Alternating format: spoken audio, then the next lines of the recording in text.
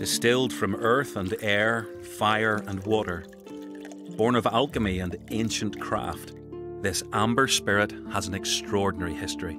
It's almost an untold story. It's been forgotten about, and it's an incredible story. You can't discuss life in Ireland without discussing whiskey. It's that direct link between the land, the barley, and the people that make it. It's about walking in the footsteps of these legends that have gone before me, that have left me this wonderful whiskey. Whiskey industry was incredibly important. In Belfast, there was linen, there was shipbuilding. People don't talk about whiskey, but whiskey was enormous. We're actually looking backwards to lost parts of Irish whiskey history to create the future, and that's what's really exciting. Irish whiskey is now enjoying a 21st century renaissance with the fastest growing spirit sales in the world. Once a world leader whose extraordinary industrial success was almost forgotten, it's a drink with a checkered past. Rogues and rebels, migration and moonshine, taxes and temperance, they're all part of a fascinating whiskey story shared between Ireland, Scotland and America.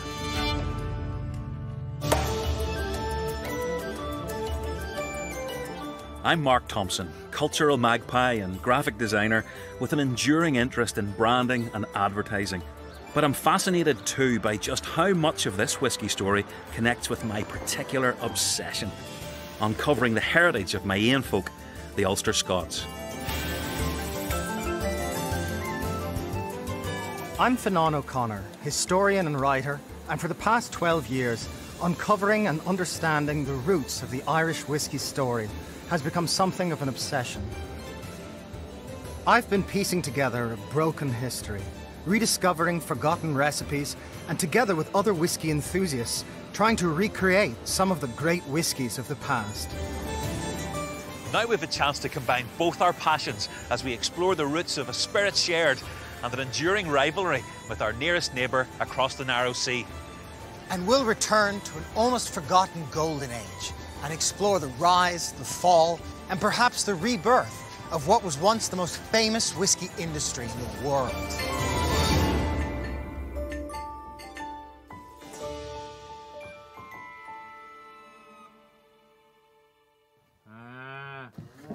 Oh, whiskey, you're the devil, you're leading me astray over hills and mountains and to America. You're sweeter, stronger, decenter, you're spunkier than tay. Oh, whiskey, you're my darling, drunk or sober. The connection between agriculture and alcohol is an ancient one. Farmers fermented excess crops like grapes or grain, and it's likely that Irish monks and medics brought the rudiments of distilling back from Mediterranean Europe in the 13th century.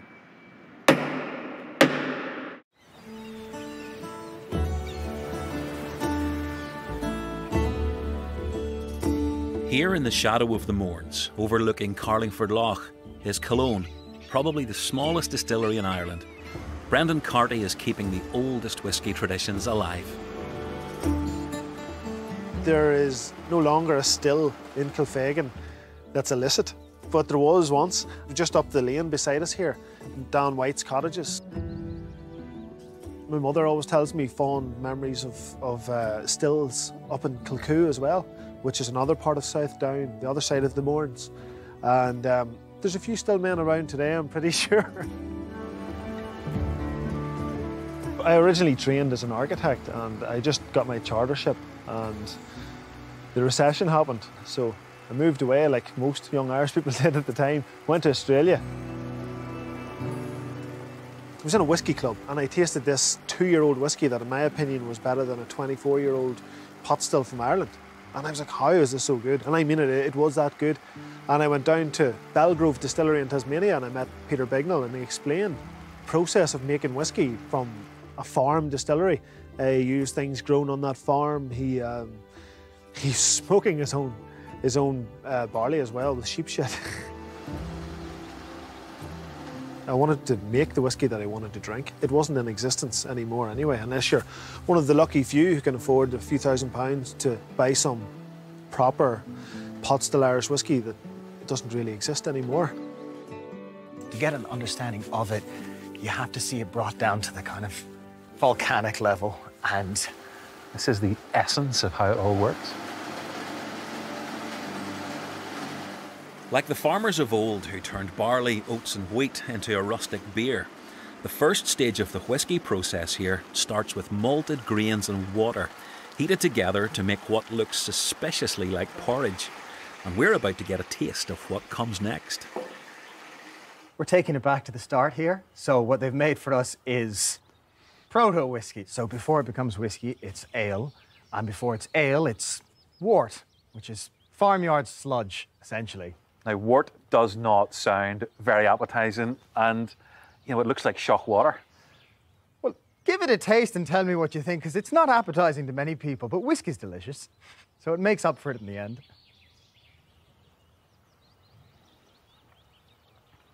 Well, it's sweet. Yeah, it's sugar. It's really sweet and kind of earthy at the same time. All alcohol comes from sugar, whether it's wine or cider or whiskey. And when we malt, we're just getting seeds to open up as if they're going to grow, and they showcase their sugars, and that's what we use. In a sense, all whiskey begins life as beer, and the process of transforming it into hard alcohol hasn't actually changed much in the 1,000 years since Arabic innovators refined the distillation process. The heated ale turns into vapor and passes through a coiled copper pipe called a worm, cooling back as clear spirit. For hundreds of years, this was how it was drunk. White, often straight from the still. Uisce Beatha, the water of life. Over time, this Gaelic word, uisce, would morph into whiskey. We like to say in Ireland that we invented whiskey. In truth, whiskey isn't invented, it evolves. I mean, over 800 years, what we call whiskey, it leaks out the back door of the church into the nearest copper kettle. It travels from the wakes of tenant farmers to the drawing rooms of politicians. And of course, it crossed the Atlantic with the Ulster Scots, and 200 years later, it came back home with an American accent. It becomes a global drink. It becomes a global spirit. How whiskier, me darling, drunk or sober.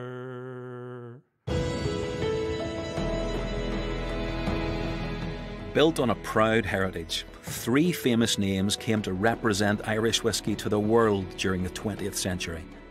Powers, Jameson and Old Bushmills.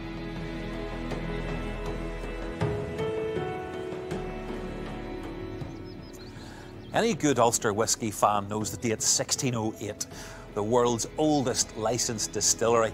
But the truth is more complex. In 1608, commercial distilleries didn't exist, and the man who was granted the licence wasn't a distiller, and he didn't live in Bushmills. Thomas Phillips was the king's man in Limavady, a town he had helped build, and he was licensed to nominate respectable distillers and to collect their taxes on behalf of the crown. Rural and homespun, there was plenty of whisky, and by the time Bushmills was built in 1784, there were 5 different distillers in this townland alone. In truth, the old Bushmills distillery was the child, rather than the parent, of the rich malt heritage of the North Ulster coast. A heritage entrusted these days to the careful hand and expert nose of Bushmills master blender, and the first woman to be inducted into the Whisky Hall of Fame, Helen Mulholland. There has been generations of work going into perfecting these whiskies. If you could take this whiskey back, because I mean, this has been here for what, 25 years? That's a good chunk of your career. My background is a science background, and distillation is a science. I was brought up that things are black and white in the science world. You put distillate into 2 casks, which are exactly the same casks. You should get the same thing out of it, but you don't. Once you come into maturation, it changes to an art, and that's the wonder and joy. You work with living, breathing casks in a completely natural environment. And what you get from each cask, you combine those flavours to create one whisky. I'm incredibly lucky in that I get to blend the whiskies. So a traditionally made whisky embodies a spirit of place and a deep connection to the human hands that made it. But whisky has always been about evolution and exchange too. The stretch of water that flows between Ulster and Scotland is a very narrow sea. Since ancient times, people, language, beliefs and ideas have crossed in both directions, and whisky too has been part of that sharing between neighbours, kith and kin. We're heading north from Ballycastle in search of a story that shows how connected our different whisky traditions really are, and just how significant a role Ulster has played. To be in the middle of it, it's just real. You know, it's not an idea anymore, it's not an abstract concept. There's Kintyre, there's Rathlin, we've left Antrim, and anybody from any of those places with the right boat and the right conditions, you can easily get across. From a whisky perspective, this triangle, you have Kintyre, Campbelltown, you have Islay, you have Inishowen, Donegal, right along the North Ulster coast. The shared blur between the two homelands of whisky.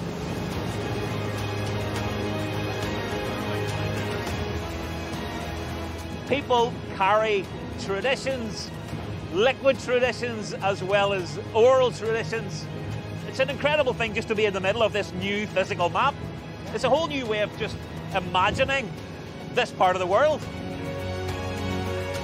For close on 1,000 years, a Gaelic maritime kingdom existed between Antrim and the Western Isles, Dalriada. Over time, the MacDonald dynasty became the lords of the Isles, their strongholds dominating both shores.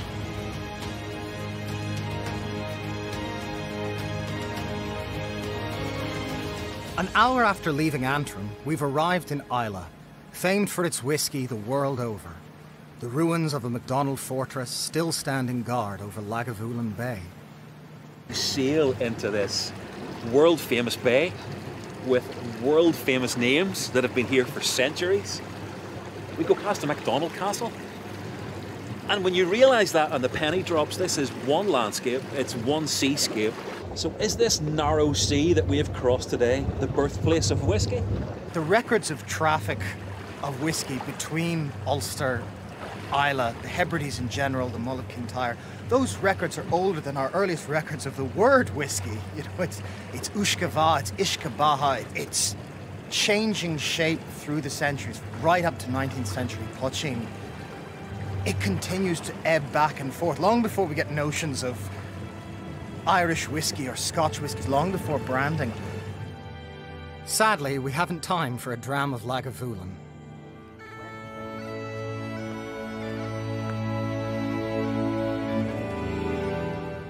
We're following in the footsteps of an Ulsterman, brought to Islay as part of a bride's dowry when Anya Ní Chán wed Angus MacDonald in 1302.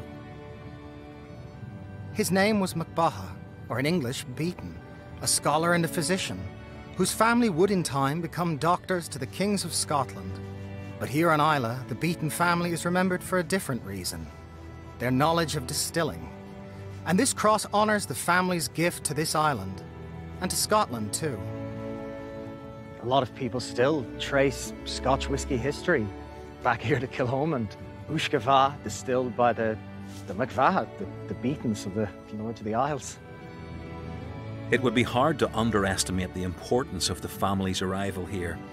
The Beaton's Cross overlooks the distillery at Kilchoman, one of 9 on the island, producing some of the most famous brands in the world. The making of Islay's distinctive peated whisky has been a huge part of island life for centuries, and Scotland's legendary distiller, Jim McEwan, is in no doubt about how their whisky story began. It's unique to have so many distilleries in this one island. They've been around for a long, long time, and going right back to war 1779. So we know of no other type of community. This is the way it's always been. It's always been a community-based island, and that was built upon the foundation of whisky. If you look at the geography of Islay, very close to Scotland and also quite close to Ireland as well. I mean, you can see Ireland every day.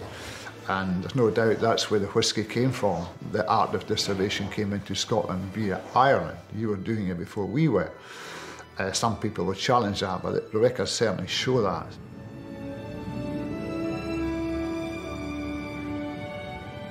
The Beatons, who shared their distilling knowledge with this island community, couldn't have known how important whisky would become here. Well, I'm sure that by now their ghosts have grown fond of Islay malt, but as a fellow Ulsterman, I can think of no better tribute than to pour them a taste of Bushmills Cask Strength Spirit. A wee taste of home.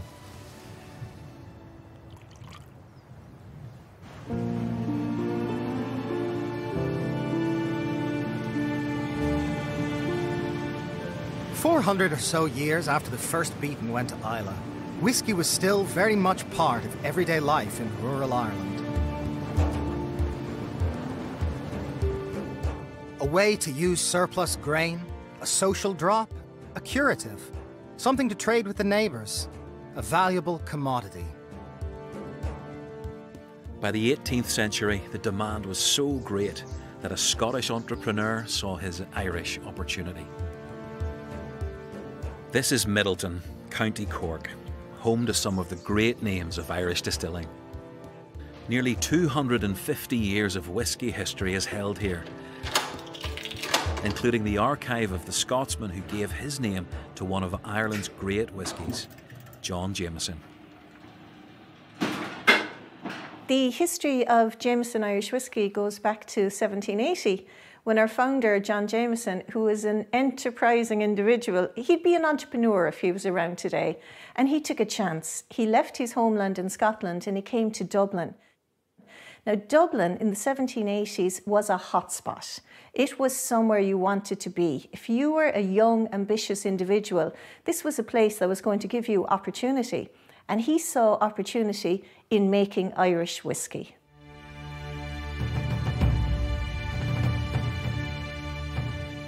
A lot of people often ask me, well, what persuaded John Jameson to come to Dublin back in 1780? What would have attracted him here?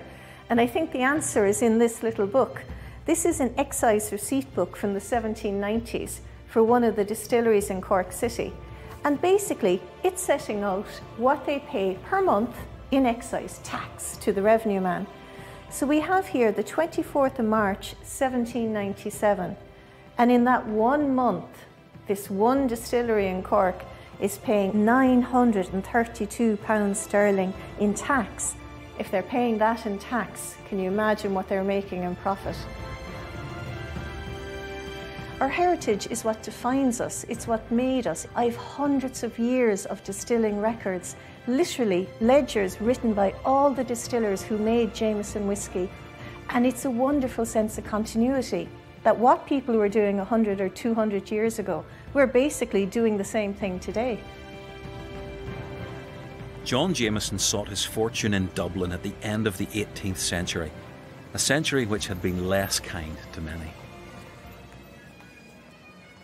Since 1717, more than 250,000 Ulster Scots had emigrated in hopes of a new life and greater freedom in America.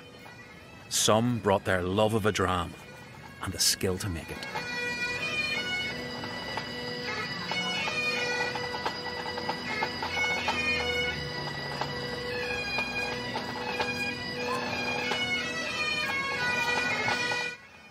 In western Pennsylvania, they borrowed rye from their German neighbours and began a new American chapter in whisky's unfolding story.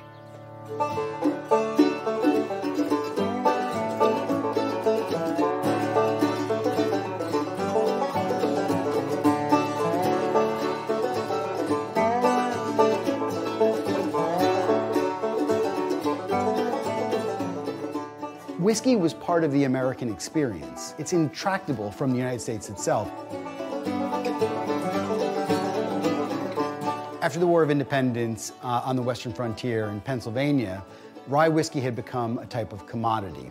So what made whiskey so important to the economy was that unlike grain that might go off, or indeed beer that might go off and spoil, whiskey wouldn't. And it made whiskey a currency that you could trade on the frontier for other goods. A new federal whisky tax caused such fury that in 1794 many took up arms against the very government they had helped establish. James McFarland came from County Tyrone, Dungannon. When he came over, he fought in the Revolutionary War. When the federal taxes imposed on whiskey, McFarland decided then to take up arms against the American government.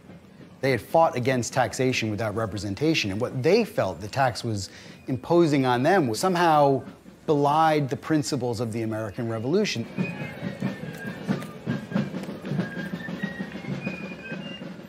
Riots break out in Philadelphia. And of course, Philadelphia at that time was the nation's capital. So Pennsylvania was a real hotspot for the Whiskey Rebellion.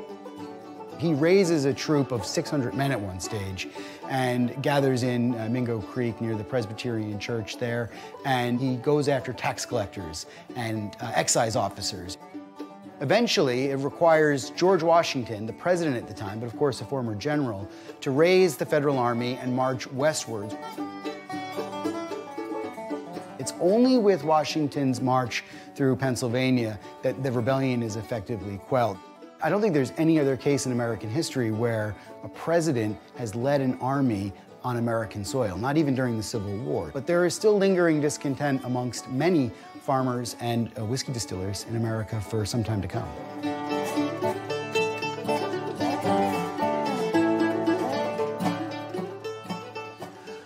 Like their ancestors who left Ulster to escape taxation and federal control, the Scotch-Irish who moved south and west from Pennsylvania found new ways to make their mash.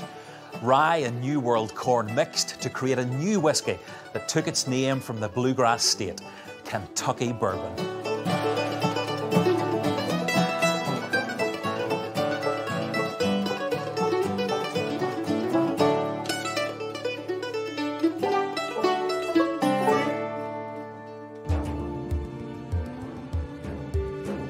The tastes of our whiskey-drinking cousins would in time have a huge impact on the industry on this side of the Atlantic.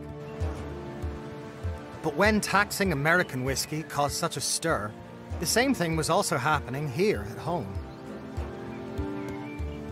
Whiskey and taxes have always had a turbulent relationship. By the late 18th century, stricter laws and higher taxes had driven most licensed distillers out of business or underground. But this didn't stop the flow. Ireland now had two drinks: legal Parliament whiskey and illegal poaching. There are literally thousands of stills impounded every year. If we draw a line from, say, Clare up to Antrim, if you look northwest of that line, you're in another league, you're in the Premier League for poaching. And Donegal was the epicentre of this. I've even heard stories of Presbyterian ministers in Donegal who were liberated from their charge, shall we say, because they were found to have had stills. You know, it's not moonshining at this point. There's entire communities involved. The village of Urris actually barricaded themselves for 3 years to protect what had become an all-village community endeavour. You have the farmers involved, you have smugglers involved, you have the women involved, you have the local landlord, who's probably the local judge, turning a blind eye. He's taking his cut. And there starts to be this regional taste that emerges. You see this preference for old Inishowen, and it seems to have been, not unlike Islay, peated, malt, new make, but also Inishowen as a phrase gets used just to refer to peated malt in general. Usually illicit, but sometimes legitimate. But today, Irish whiskey doesn't seem to have that very smoky, kind of peated flavour. It's a lost drink. It's a lost flavour within the story of Irish whiskey.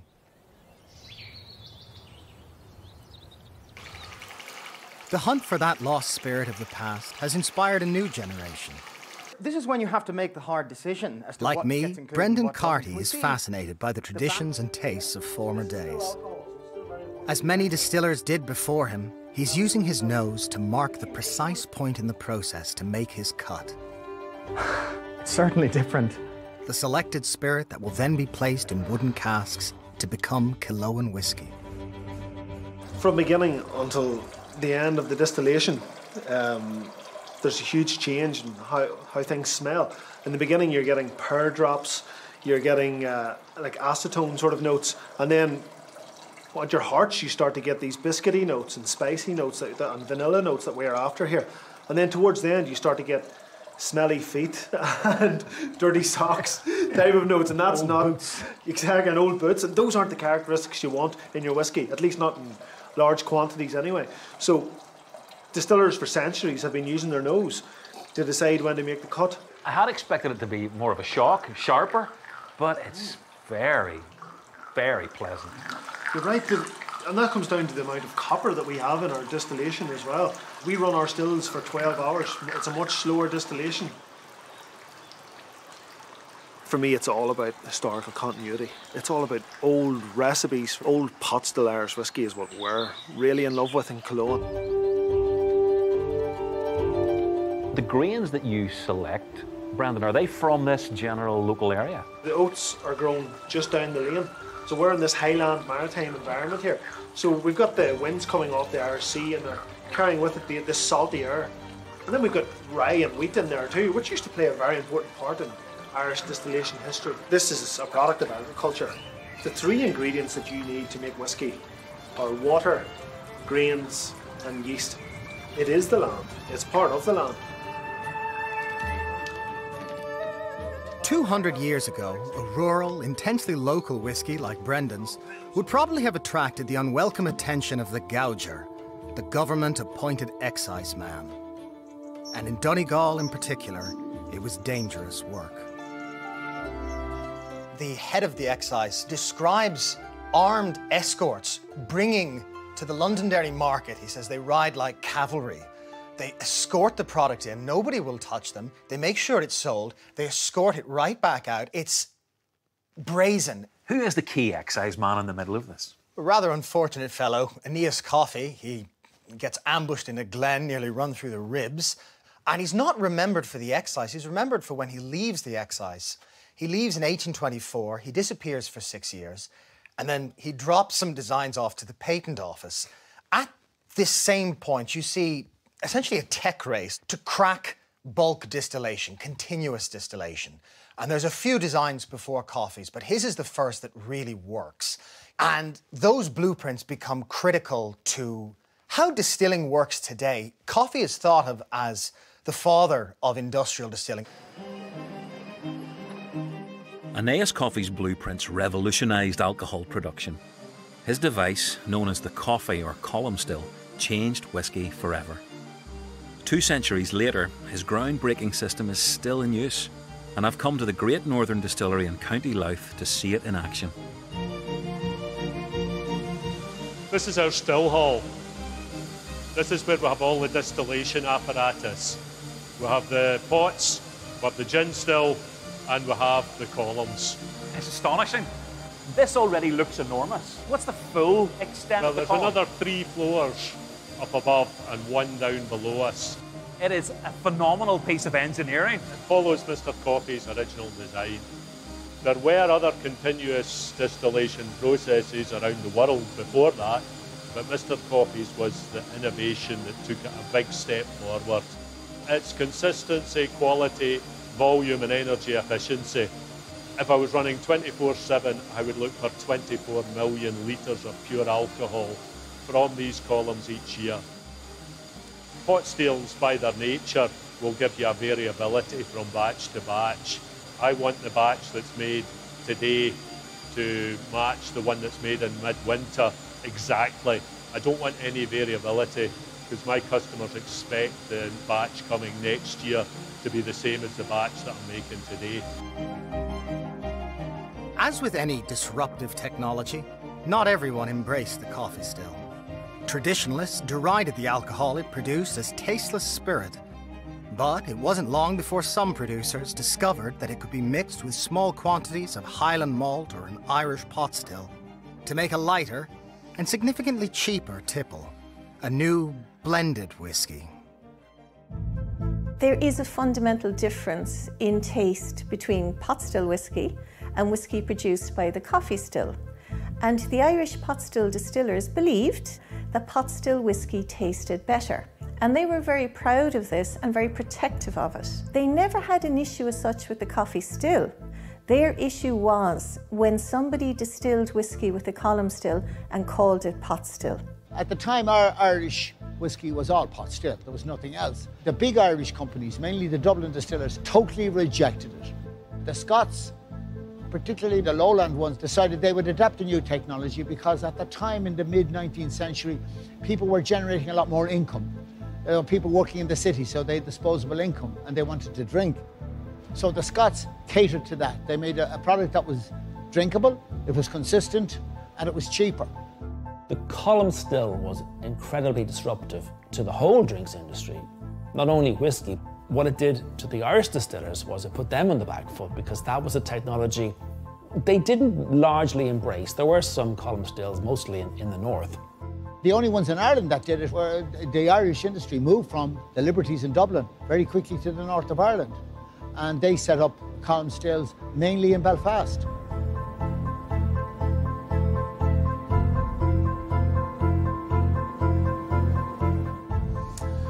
From the early 19th century, Belfast was well on its way to becoming an industrial powerhouse. It began with linen and mills like this one, then shipbuilding, and whisky too spread Belfast's name around the globe. The sheer size of the industry right across the island. But look, in Belfast, people don't talk about whisky, but whisky was enormous. And back then, I mean, you're talking about huge employers. In the Belfast Commercial Chronicle of 1808, Messrs Napier and Dunville respectfully informed the world of their intention to set up their wine and spirit grocers. Making pot still whisky at first, unlike Dublin, they embraced the new technology of the column still and soon began blending in-house. Dunvilles, as they became known, grew with the industrial city to build a whisky empire. Such was their success, they even had their own railway network, transporting raw materials and finished whisky to and from Belfast Harbour, from where their product was sent around the world. The names of local streets and even a park and a football team, Distillery FC, were a testament to the company's impact on this city.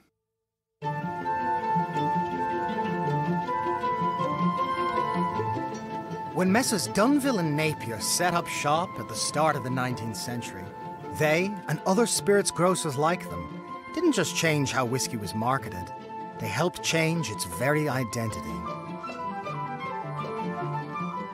Distillers and spirit merchants discovered that leaving their whisky in sherry casks did strange and wonderful things to the colour and flavour.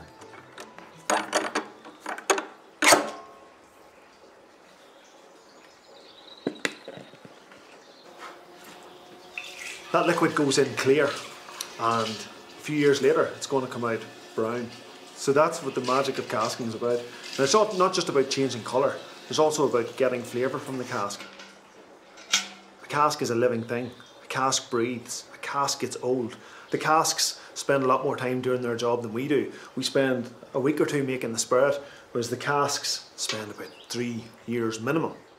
When I say they're living, breathing things, that's because the spirit basically moves in and out of the wood as the seasons change. So whenever it gets hot, the spirit moves into the wood. When it gets cold, the wood contracts and the spirit moves back into the cask. And when it's moving in, it's pulling with it those tannins, and the wood is basically giving every ounce of itself back into the spirit. Especially where Cologne's concerned, you know, we've got sherry casks, we've got American bourbon casks, Jamaican dark rum casks, Mexican tequila casks, PX sherry casks, a cask here which is a Chocolina cask from the Basque country with acacia heads. So we're getting really geeky there. On my right hand side here I've got a lovely port cask, and you do think at night, you know, what would pair well? So it's holding a 12-year-old whiskey at the moment. Port there would give a lovely fruity note. In fact, it ends up tasting like Skittles at the end, which is fantastic. The whole thing is a mixture between art and science. If you were being purely scientific, you would get a bad product. If you're being purely artistic, things aren't going to work. So you have to use your imagination. That's where the art and where the casks do their work. That's what actually makes spirit whiskey. The process of casking and maturation was refined and developed as the 19th century unfolded. A century that would become Irish whiskey's golden age. But that might never have happened, were it not for a helping hand from Mother Nature. By a twist of fate, an American grape louse hopped the Atlantic and decimated the vineyards of Europe. Deprived of brandy and cognac, the moneyed classes, both at home and abroad, began filling their glasses with whiskey. Irish whiskey became the second biggest drink in the world after rum. And it did so because it was interesting, it was of its time, it was full of flavour. The devastation that was wreaked by that hideous little louse that wiped out a lot of the vineyards in Europe. Not just wine was in short supply, but things like brandy. And this opened the doors for Irish whiskey because it was seen as a prestige drink. The Empire's favourite dram became traditional Irish pot still. And at the height of the boom, over 60% of the whiskey consumed globally was made in Ireland. For me, what made Irish whiskey and continues to make Irish whiskey so special, it's the people. When I look back at the archive, that's what stands out for me. The greatest discovery going through the records was how truly global Irish whiskey was. I've records from South America, from Uruguay, it's been sold over to Russia, it's been sold down to Australia, to New Zealand. Literally, there isn't anywhere that Irish whiskey wasn't being sold. Of all the industries in Ireland, it's the one that we scaled. We made whiskey industrial. And the powerhouses were Dublin and Belfast. Those two engines were responsible for the vast majority of whiskey coming out of Ireland. Established distillers of premium pot still whiskey weren't overly worried by legislation which allowed merchants to buy, blend and bottle their own whiskey. Maybe they should have been. These merchants and grocers knew the value of a brand. As their customer base increased, they became a new force in the market. One of the things we don't talk about in Ireland is how we inflicted the most deadly wound of all on ourselves, is we didn't brand. It was a commodity. Distillers made whiskey, they didn't sell whiskey. They sold it on to someone else who would build a brand, and those brands were built by bonders, by shopkeepers. They weren't built by a distillery. We had whiskey in barrels sloshing around the place. That isn't a brand. The Scots were branding whiskey way back in the Victorian period with Johnnie Walker and many, many other brands. There was a bit of branding in Northern Ireland, but particularly down south, very, very little.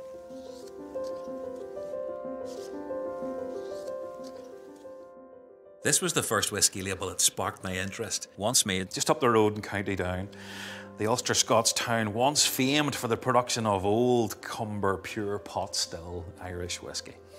Enjoyed by aristocrats and royalty, but known locally as Old Cumber.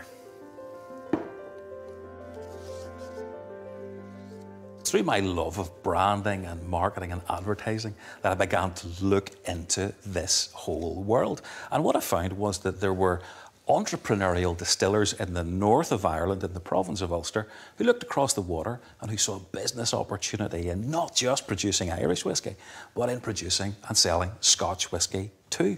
And there's a whole world here that starts to open up when you start to look at how the product was marketed around 100 years ago.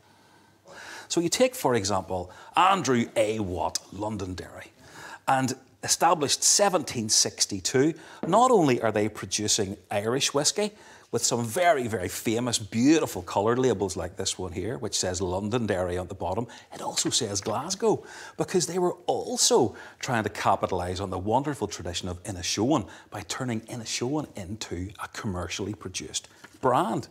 Later on then they expanded across the water and started to produce in Glasgow Craigdhu Old Highland whiskey, and both of them were being marketed together at the same time. And Watts wasn't the only one that was doing that. As you come on around the coast, Mitchells, for example, two brothers, one in Belfast, one in Glasgow, the Belfast one producing these very famous old ceramic flagons of Cruiskeen Lawn Irish whiskey. The brother across the water in Glasgow was producing the Greybeard Heather Dew Scotch whisky. And again, the two products were being marketed simultaneously. And this goes on and on and on, and that natural overlap that there is between the province of Ulster, the north of Ireland, and Scotland is literally flowing through all of these wonderful, wonderful old artefacts.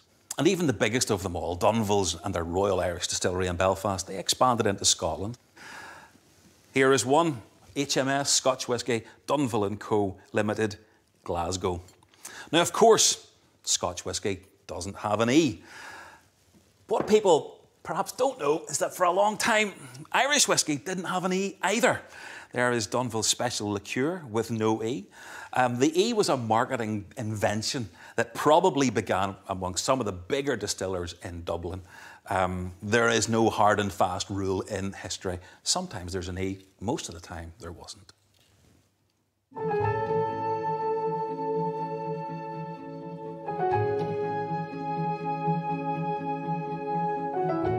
Port cities profited as Irish whisky production quadrupled. For the 19th century entrepreneur looking to make a fortune fast, whisky was the business to be in. As the century progressed, the whisky business became quite a lucrative market, and then this allowed a lot of families to accumulate wealth and status and rise up the ranks of the middle classes. But as these families integrated further into Ulster society, they became further involved in both local and national politics, which became really important, especially towards the end of the century, as the middle classes in Ulster became more politically active.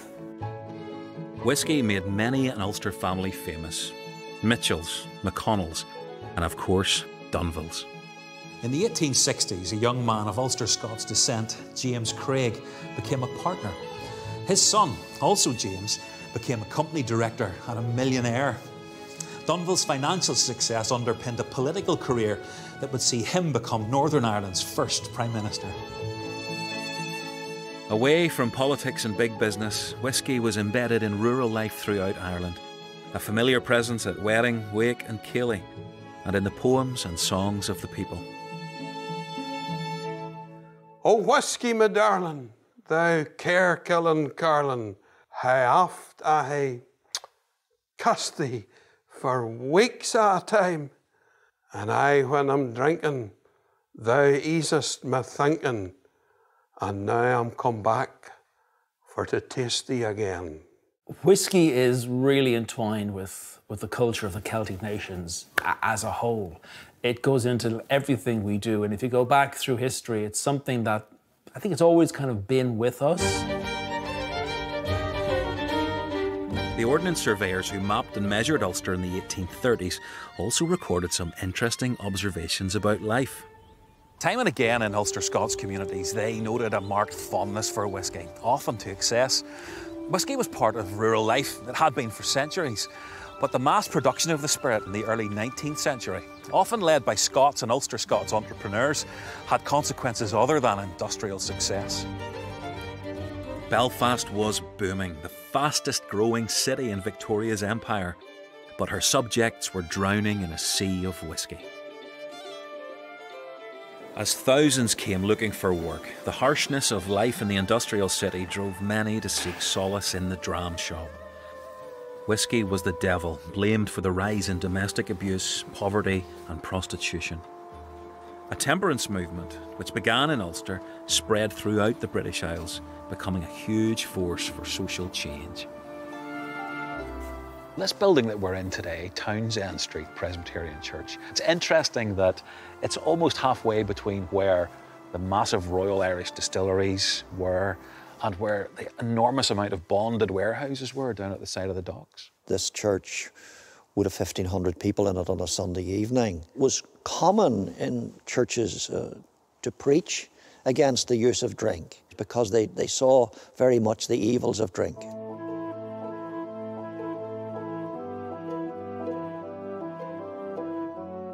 The Irish Temperance League was quite strident in attempting to show people that there was another way of living. And it was a response to the serious problems that drink was causing, and particularly whisky, which was cheap in Belfast, particularly amongst the working classes and working class men. There was a serious drinking culture.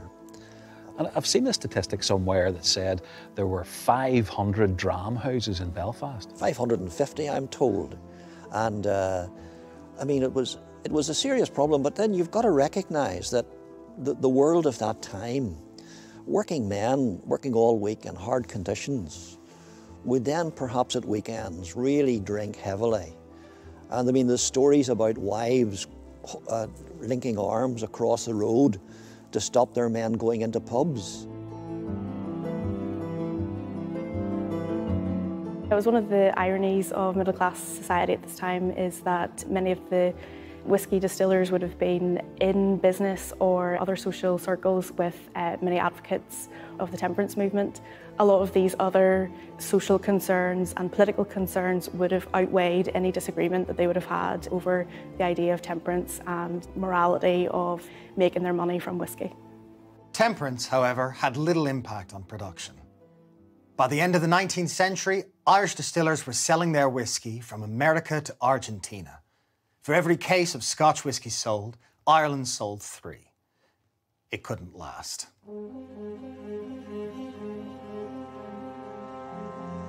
Temperance had come to mean total abstinence in the early years of the 20th century, and as war engulfed the world, a teetotal David Lloyd George, soon to be Prime Minister, declared drink to be more dangerous than Germany. Crippling taxes and legislation which decreed that whisky must be stored in oak casks for 3 years before sale put many blended brands out of business. A year-long ban on distilling to preserve grain for the war effort dealt the whisky industry another body blow. History hasn't always been kind to Irish whisky. There's been golden years where things were fantastic, but there have been times that were really, really hard. Distillery after distillery closed. And for those remaining distillers, it was a scary time.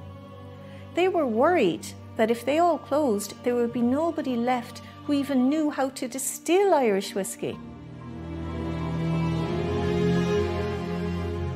Post-war recession, a violent struggle for independence and partition hit the industry hard. But many believe the death knell sounded in January 1920, when America introduced prohibition. Tensions that had been simmering for years between Scottish and Irish producers began to boil over. Scotland's whisky cartels accelerated their aggressive takeover of the market, buying and closing distilleries on both sides of the Irish Sea, shutting down the competition. That's what every company would like to do to its competition if they could. You know, if you've got some good competition, you buy them and close them down, and then you take them out of the game. What led to the demise of Irish whisky as a global force was, in fact, a perfect storm. There was no one thing. There was many, many things swirling around. Everything to do from the growth of blended Scotch to prohibition to, you know, independence. Well, lots of reasons.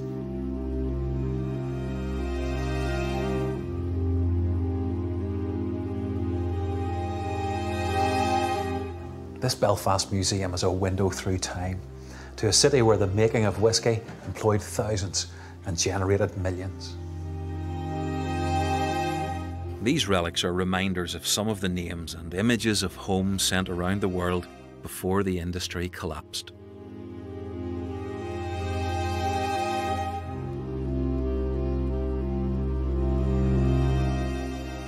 Dunville's Royal Irish Distillery in the west of the city was Ulster's last big player. These are the chairs the board would have sat in on the day they closed the company. They were still in profit, but believing there was no future in Irish whisky, they voted themselves out of existence, an indication of the despair that had overtaken a distilling industry that 30 years earlier had been the greatest in the world. Dunville's Royal Irish Distillery closed its doors for the last time in 1936.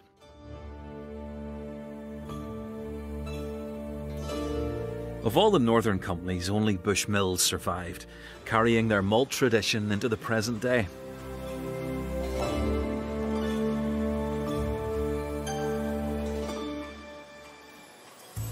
It's about walking in the footsteps of these legends that have gone before me, that have left me this wonderful whisky. We always have the weight of tradition here, and I'm only a custodian. I'm only a small part of the history of Bushmills. 25 years old. Do you get emotional sniffing this after all that time looking back at the early days or the progression? You do, because this is a lifetime's work.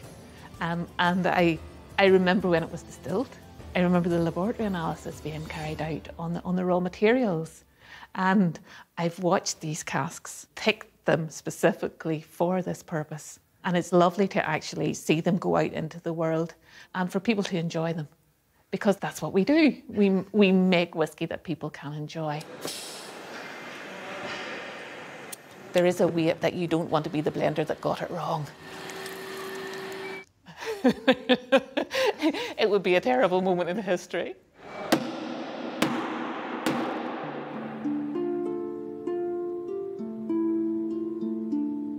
Bushmills made it through the dark times that almost destroyed the industry in the early 20th century. This could have been the closing chapter in the Irish whisky story. With just a few of the grand old names still in production, much of our whisky heritage was lost and almost forgotten. It has been a long road back, but a new generation of distillers, armed with a real sense of history, are putting Irish whisky on the world stage once again. It's hugely important for the current industry to know where they've come from. One of the things you learn is that history tends to repeat itself and it tends to go in cycles. And I'm delighted to say we're in a really good cycle at the moment for Irish whisky. There's new entrants onto the scene, there's new distilleries. They're pushing the boundaries of what is Irish whisky, what Irish whisky can be. It's a very exciting time and it's wonderful to be part of it. There's a continuity in Scotch whisky history, there's a continuity in American whisky history, there's a continuity in Japanese whisky history. The Irish whisky history, we all know that there's big gaps there from 1930s through to 1990s, so we've lost a lot of those traditions. And I believe that looking to the past and reviving the historic mash bills, reviving the historic techniques, looking to what the whisky heritage was in your area, in your county, in your parish, if you can bring that back to life and tell that story, I think we can find that knowledge again by going back and trying to rediscover what we were doing in those times. I think Ulster is certainly one of the melting pots of Irish whisky now. The amount of new distilleries that are appearing on the landscape is phenomenal. The enthusiasm for Irish whisky is stronger probably in Ulster than it would be in the rest of the country. And I'm part of this Northern whisky revival. My PhD involves spending lots of time with dusty old files and books, and in the heart of the Public Records Office, I struck gold, finding the original mash bill, or grain recipe, for Cumber, Ulster's last Irish pot still whisky. So, Fionnán, we've just started the massing process. Here in the Ards Peninsula, within spitting distance of Scotland, Ecklinville was the first distillery to be built in Ulster in over a century. Using my research, master distiller Graham Miller is recreating this classic whisky, last distilled in 1954, just 20 miles up the road. Okay, Fionnán, we're going to have a taste of the hearts now. So this will be a snapshot, an idea of what flavours we're going to get. For me, it's like, even as a new make, it's quite well integrated. It has a little bit of spice there on the nose. Yeah. I expect when we taste it, we'll get a real hit. You can almost feel it going up your nostrils. Oh my God. They're incredible. That's spicy. It's that ginger mixed with milk fat, mixed with cream, mixed back with ginger. It's just fat whiskey. It's whole fat whiskey, you know? Yeah. None of this UHT whiskey. I wonder what the folks from Cumber in the 50s would think of our new make today. Incredibly proud. They'd say it was bang on. I'm sure of it. Good stuff. Even if it wasn't Cumber. But it is. It will be. Will be. See you in 7 years.